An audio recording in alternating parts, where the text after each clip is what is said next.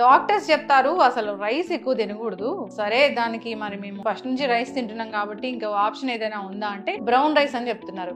ఇప్పుడు ఆ brown rice కూడా మంచిది కాదు, దాంట్లో ఆర్సెనిక్ ఉంది అంటున్నారు. మరి ఏం తినాలి? సో హెల్త్ రీత్యా ఈ ఆర్సెనిక్ అనేది 10 మైక్రోగ్రామ్స్ పర్ లీటర్.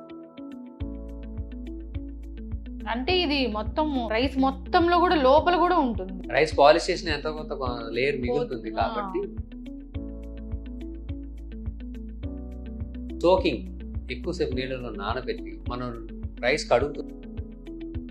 అబ్బో మెత్తగా అయిపోతుంది కదా. మెత్తగా కాకుండా వాళ్ళు ఏంటంటే బాయిల్ అవుతున్నాం. అసలు ఆర్సెనిక్ బాడీలోకి వెళ్తే మన ఏం లక్షణాలు జరుగుతుంది? అసలు ఏం జరుగుతుంది? ఏం లేదు. సాధారణంగా యూజువల్ గా ఏంటంటే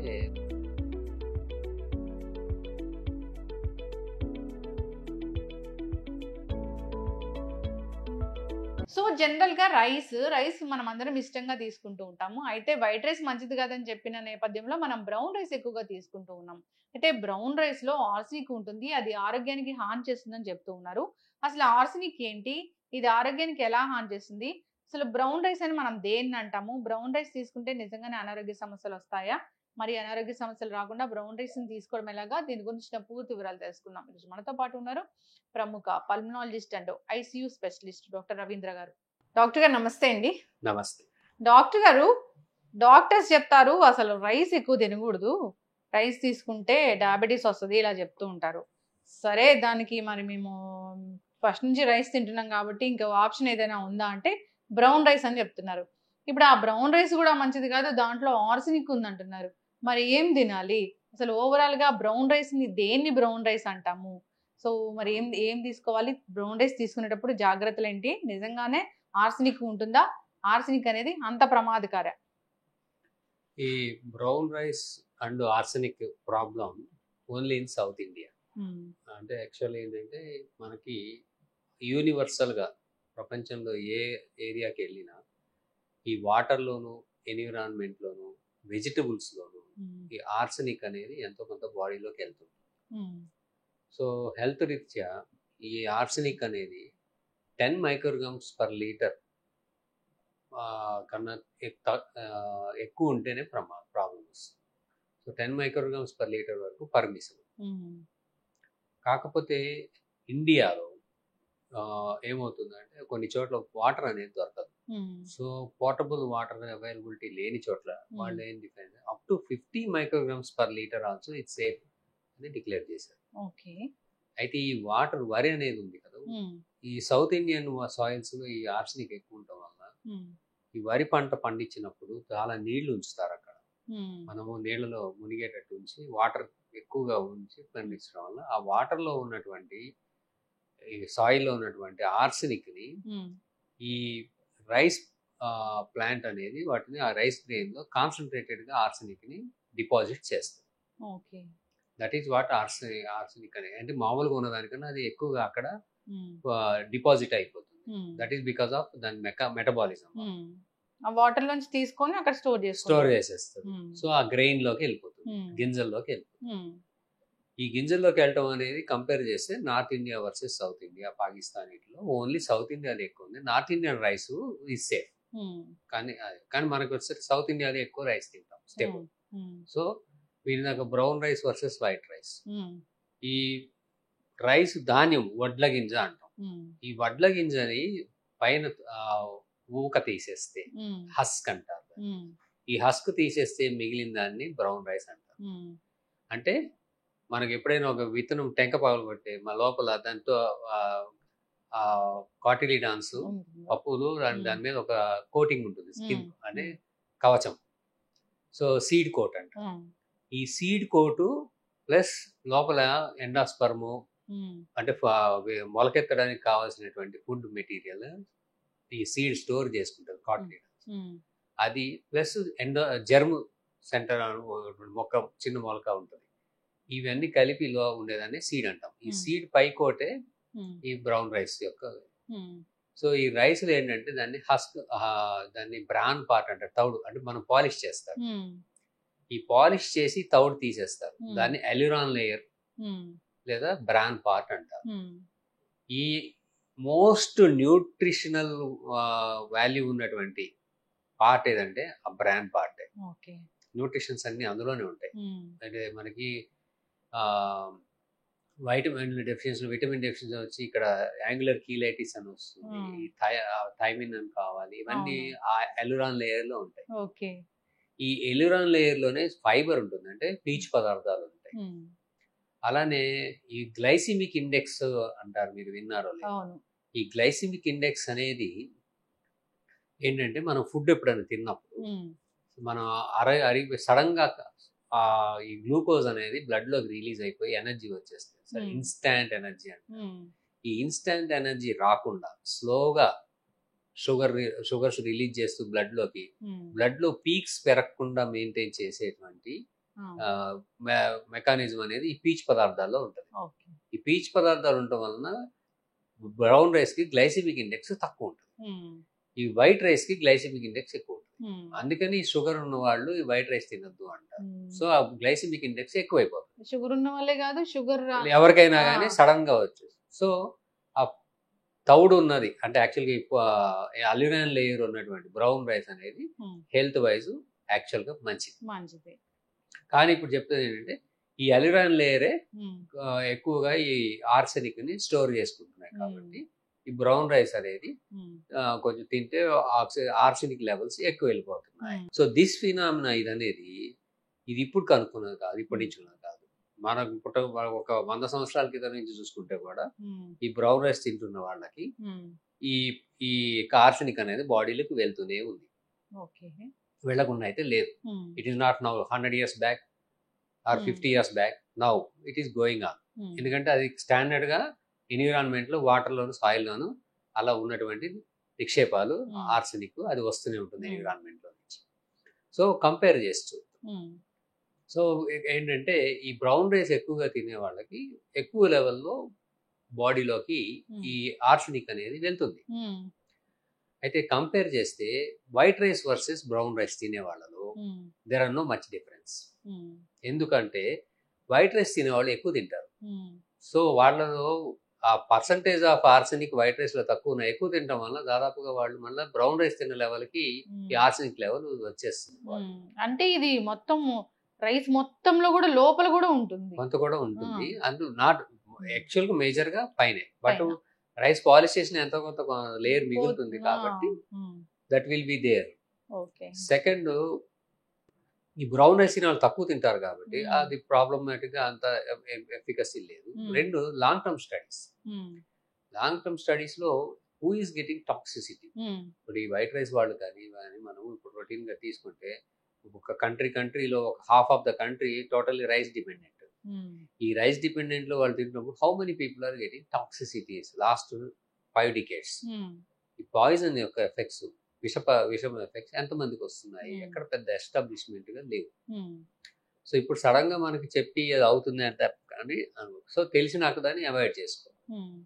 ఈ అవాయిడ్ చేసుకోవడానికి నెక్స్ట్ మెథడ్స్ ఏంటి అంటే, ఇప్పుడు ఈ రైస్ అనేది మనము చేస్తున్నాం కాబట్టి తినటం తప్పుతుందా? కొంతమందికి తప్పదు.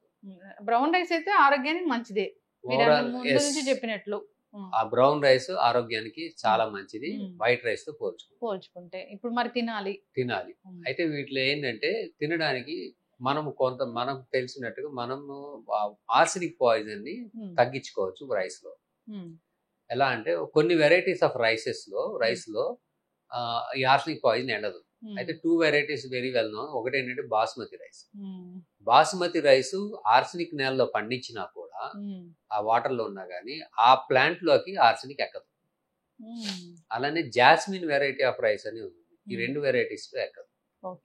లేదు ఆ 2 కాకపోతే మామూలు ఏనంటే అదర్ వెరైటీస్ ఆఫ్ రైసెస్ ఏమైనా దొరికితే వాటికి యాక్చువల్లీ సోకింగ్ ఎక్కువసేపు నీళ్ళలో నానబెట్టి ఉంచిన తర్వాత వాటిని ఎక్కువ సార్లు మనం రైస్ కడుగుతున్నప్పుడు కొంచెం నీళ్లు కలర్ మారి తౌడు అందులోకి వస్తుంది. అలాగా వచ్చి అది క్లియర్ గా వాటర్ వచ్చేంత వరకు కడిగితే చాలా వరకు దానిలో ఆర్సెనిక్ లెవెల్స్ తగ్గిపోతాయి. ఫైబర్ కూడా పోతుంది మరి. ఫైబర్ పోదు, ఓన్లీ ఆ పౌడర్ పాత్రలో ఉన్నటువంటి దాని మాత్రమే పోవడం వల్ల ఆర్సెనిక్ లెవెల్స్ తగ్గిపోతాయి కడగటం. అంటే వాటర్ లోకి అది అబ్జర్వ్ మంచిగా వాష్ చేసి అంటే చాలా మంది ఏం చేస్తారంటే బియ్యం గిన్నెలో తీసుకోగానే నీళ్లు పోస్తే కాకుండా మొత్తం కడిగి ఆ నీళ్ళన్నీ క్లియర్గా వచ్చేంత వరకు 3 నుంచి 4 సార్లు కడిగేసి వండుకుంటే దాని ఎఫెక్ట్ తగ్గుతుంది. ఇంకొక మెథడ్ ఏంటంటే మామూలుగా మనము నీళ్లు 2% వరకు వాడతాం, అంటే 1:2 అది వైట్ రైస్ కి. అదే బ్రౌన్ రైస్ కి 1:3 వాడతాం. కాకుండా 1:6 వాడాలి. అబ్బో, మెత్తగా అయిపోతుంది కదా. మెత్తగా కాకుండా వాళ్ళు ఏంటంటే బాయిల్ అవుతున్నప్పుడు గంజి వార్చడం అంటారు. సో ఆ గంజి వార్చడం అంటే బాయిల్ అయినప్పుడు ఆ గంజి వార్చేస్తే ఆర్సనిక్ లెవెల్స్ సిగ్నిఫికెంట్ గా ఆ నీళ్ళలోంచి వెళ్ళిపోతాయి. So that rice is safe. అయితే ఆ గంజి వార్చడం వల్ల ఇంకొక నష్టం ఏంటంటే న్యూట్రియంట్స్ కూడా వెళ్ళిపోతాయి. విటమిన్స్ అవి ఏవైతే వాటర్ లోకి వచ్చాయి, బట్ టాక్సిటీ అయితే మాత్రం సిగ్నిఫికెంట్ గా తగ్గించేసి. చాలా మంది గంజి కూడా తాగమని చెప్తూ ఉంటారు, మంచిది అని. అంటే ఇప్పుడు వెన్ వీఆర్ కన్సిడరింగ్ భయం, మనకు ఒక కన్సర్న్ ఉంది, అది ఆర్సనిక్ మనం అవాయిడ్ చేయాలి. అదర్వైజ్ ఆ గంజి వార్చినప్పుడు అది అదే ఆ న్యూట్రియంట్స్ అందులో ఉంటాయి కాబట్టి అది దాని మంచిదని తాగమంటారు, ఈ పాయిజన్ ఎఫెక్ట్ కాకుండా. సో ఈ విటమిన్స్ అవన్నీ వాటర్ సాల్యుబుల్, బాయిల్ చేసినప్పుడు అందులోకి వచ్చేస్తాయి. అవి వచ్చినప్పుడు అది మనము ట్యాప్ చేసుకుని మనం వాటిని వడగట్టుకొని తాగుతాం కాబట్టి సో ఆ విటమిన్స్ మనకి వచ్చేస్తాయి, nutrients, minerals. So these are the different methods we can follow. మనం అది ఈ ఆర్సనిక్ యొక్క ఎఫెక్ట్ మన మీద తగ్గించుకోవడానికి. అయితే అసలు ఇవన్నీ అంటున్నారు కదా, అసలు ఆర్సనిక్ బాడీలోకి వెళ్తే మన లక్షణాలు ఏంటి, అసలు ఏం జరుగుతుంది? సాధారణంగా యూజువల్గా ఏంటంటే ఈ కార్డియోవాస్కులర్ ఎఫెక్ట్స్, తర్వాత ఈ నెర్వ్ ఎఫెక్ట్స్. కొంచెం కార్డియోవాస్కులర్ ఎఫెక్ట్స్ ఏంటంటే కొంతమందికి రిథమ్స్ ప్రాబ్లం రావడం అవి వస్తాయి, ఎవరికి అది వెరీ రేర్, మేము ఎప్పుడు చూడలేదు. సెకండ్, ఈ న్యూరలాజికల్ అదర్ ప్రాబ్లమ్స్ వచ్చే వాళ్ళు ఏంటంటే కొంచెం తిమ్మిర్లు, నమ్మునెస్ రావడం, ఈ దీర్ఘకాలిక అలాంటివి ఎక్కువ. సో ఇలాంటి లక్షణాలు వచ్చినప్పుడు వాళ్ళ స్టేబుల్ డైట్ చూసుకొని చేయాలి. సాధారణంగా అలాంటివి లేని వాళ్ళకి సాధారణంగా ఆర్సనిక్ అనేది exposure is not a problem అని మనం డిసైడ్ చేసుకోవాలి. ఖచ్చితంగా డాక్టర్ గారు. అయితే ఇప్పుడిప్పుడే ఫుడ్ మనము ఇంట్రడ్యూస్ చేస్తున్నాం పిల్లలకి అంటే కూడా డాక్టర్స్ చెప్పినట్లుగా వైట్ రైస్ మంచిది కాదని మాకు ఒకటి అవగాహన వచ్చింది కాబట్టి బ్రౌన్ రైసే ఇస్తాము. ఇట్లా స్టార్ట్ చేయొచ్చా వాళ్ళకి మీరు చెప్పిన పద్ధతుల్లో? బ్రౌన్ రైస్ అనేది మనం చాలా తక్కువ తింటాం. మీరు కంపేర్ చేసి చూడండి, దాదాపుగా 1/4 పార్ట్ టు 1/3 పార్టే తినగలుగుతారు. అవును, ఎక్కువ తినలేము. మీరు వైట్ రైస్ ఎంత తింటారో దాంట్లో 1/3 1/4 తింటారు. సో క్వాంటిటీ వైజ్ కూడా తగ్గిస్తుంది, కెలోరీ వైజ్ కూడా తగ్గిస్తుంది, తర్వాత గ్లైసిమిక్ వైజ్ ఇంప్రూవ్మెంట్ ఉంటుంది. పిల్లలకి ఇవ్వచ్చు, ఎవరికైనా ఇవ్వచ్చు. ఫైబర్ వైజ్ గట్ సాఫ్ట్ ఉంటుంది, మోషన్ కాన్స్టిపేషన్ తగ్గుతుంది. తర్వాత న్యూట్రియంట్స్ బ్రౌన్ రైస్ లో బాగా దొరుకుతాయి. So always it is consider చేయొచ్చు మనకి. ఇంకా కొంత భయం ఉన్న వాళ్ళకు మిక్స్ చేసుకోండి. మిక్స్ అంటే కొన్ని ఇప్పుడు చాలా మంది చాలా మిల్లెట్స్ వచ్చేసాయి తింటున్నారు, అలానే అదర్ వీట్ తింటున్నారు. సో సమ్ పార్ట్ అది రీప్లేస్ చేసుకుంటూ దాన్ని అది కొంత ఇది కొంత చేస్తే ఇంకా కంటెంట్ తగ్గుతుంది. దాని ద్వారా యాక్చువల్గా మీరు ఎవరైనా ఒకవేళ రియల్లీ కన్సర్న్స్ ఉండి కొంతమంది చెప్పగానే భయపడిపోతున్నారు, అలాంటి కన్సర్న్స్ ఉన్నవాళ్ళు they can replace, partially replace and limitedly take, so that everything అంటే అన్ని కలిపి తింటున్నట్టుగా కూడా ఫీలింగ్ ఉంటుంది. So these are all different methods వాళ్ళు మిక్స్ అండ్ మ్యాక్స్ వాళ్ళు చేసుకోవచ్చు. అయితే డాక్టర్ గారు, ఇప్పుడు ఎప్పుడైనా డయాబెటిక్ పేషెంట్స్ ఉన్నారనుకోండి, బ్రౌన్ రైస్ తినమని చెప్తారు. బ్రౌన్ రైస్ తీసుకున్నప్పుడు వాళ్ళకి ఎందుకు డయేరియా ఇష్యూ అనేది మనం చూస్తాము? బ్రౌన్ రైస్ అనేది అదే యాక్చువల్లీ ఏంటంటే ఫైబర్ ఎక్కువ ఉంటుంది, సో గట్ మోటిలిటీ పెరుగుతుంది. సో అందువల్ల అది డయేరియా కాకపోయినా అది కొంచెం మొబిలిటీ వచ్చి ఫ్రీ మోషన్ అవుతుంది. సెకండ్, కొంతమందిలో మెట్ఫార్మిన్ లాంటి వాడుతున్న వాళ్ళకి లూజ్ మోషన్స్ అవుతాయి, కొంతమందికి పడక. అలాగా కాంబినేషన్ లో అవటమే తప్పితే బ్రౌన్ రైస్ డైరెక్ట్ గా కాజ్ చేస్తుంది డయేరియా అనేది very rare. Usual white rice ఏంటంటే కాన్స్టిపేషన్ ఇస్తుంది, బ్రౌన్ రైస్ గుడ్ గట్ మోటిలిటీని ఇస్తుంది. కొన్ని మందుల వల్ల కొన్ని అకార్బోస్ అనేస్తాం, కొన్ని ఫుడ్ అబ్జర్వ్ అవ్వకుండా, కార్బోహైడ్రేట్స్ అబ్జర్వ్ అవ్వకుండా వాటి వలన కొంత డయేరియాస్ వస్తాయి. సో ఏ కాంబినేషన్లో ఏమవుతుందో మనకి ఇంక్లూడింగ్ మెడిసిన్స్ కూడా కన్సిడర్ చేయాల్సిన అవసరం ఉంటుంది డయాబెటీస్లో. ఓన్లీ డైట్ ఒక్కటే కాకుండా ఆ కాంబినేషన్ రెండు ఆలోచించాల్సిన అవసరం ఉంటుంది. ఓవరాల్గా అయితే బ్రౌన్ రైస్ మంచిది. బ్రౌన్ రైస్ మంచిది. రెడ్ రైస్ అని చెప్తారు, అదేంటి? ఇది బ్రౌన్ రైస్ సంబంధించింది కాదా? రెడ్ రైస్ అనేది ఒక వెరైటీ ఆఫ్ రైస్ అంతే. రెడ్ రైస్ అది ఆ పైన కోటింగ్ ఏదైతే ఉందో aleurone layer dark brown red colour లో, బ్రౌనిష్ రెడ్ కలర్ లో ఉంటుంది. దీన్ని కొంతమంది దాన్ని నవారా రైస్ అని కూడా అంటారు. ఇది వెరీ హార్డ్ ఉంటుంది. బ్లాక్ దాన్ని నవారా అంటామా, రెడ్ దాన్ని నవారా? రెడ్ రైస్ దాన్ని మరీ డార్క్ బ్లాక్ అంటారు, బట్ నవారా రైస్ అంటే అదే కలర్. మంచిదేనా డాక్టర్ గారు? That is very healthy. అయితే అది వండుకోవడానికి కూడా మేము అన్నట్టుగా బ్రౌన్ రైస్ కూడా అన్నా కూడా ఎక్కువ, ఈవెన్ దాన్ని ఎక్కువసేపు సోక్ చేయాలి వాటర్ లో, నానబెట్టినాక మాత్రమే వండగలుగుతారు. సో యాక్చువల్గా గ్లైసిమిక్ ఇండెక్స్ తక్కువ ఉంటుంది. So that is very ideal for diabetics.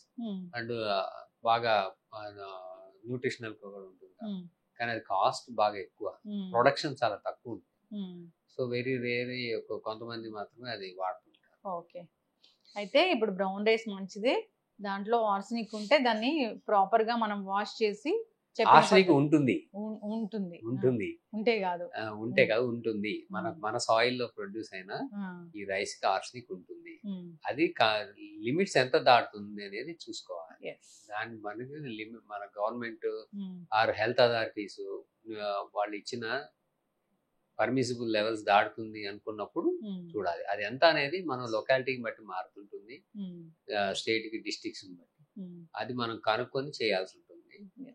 Usual గా అయితే అంత వరీ అవ్వాల్సిన అవసరం అయితే స్టడీస్ లో లేదు. చక్కగా చెప్పారు డాక్టర్ గారు. చాలా మంది దీని గురించి అది ఎప్పుడైతే న్యూస్ వచ్చిందో చాలా డిస్కస్ చేస్తూ ఉన్నారు. మరి ఆర్సనిక్ అంటే భయం అవుతుంది కదా, ఏదో వెళ్తుంది పొట్టలోకి, మాకు దాని గురించి పూర్తిగా అవగాహన లేకపోయినా కానీ, తెలియకపోయినా అది ఏం చేస్తుందని, ఏదో విషయం వెళ్తుంది అనే ఫీలింగ్ అయితే కొంతమందిలో ఉంది, భయపడుతూనే ఉన్నారు. కాకపోతే దాన్ని వాష్ చేసి మంచిగా మీరు చెప్పిన పద్ధతిలో వండి తీసుకుంటే కానీ అది మంచిది, మంచి ఫుడ్ అది. సో చక్కటి ఇన్ఫర్మేషన్ అండి, ఫాలో అవ్వాలని కోరుకున్నాం. ధన్యవాదాలు డాక్టర్.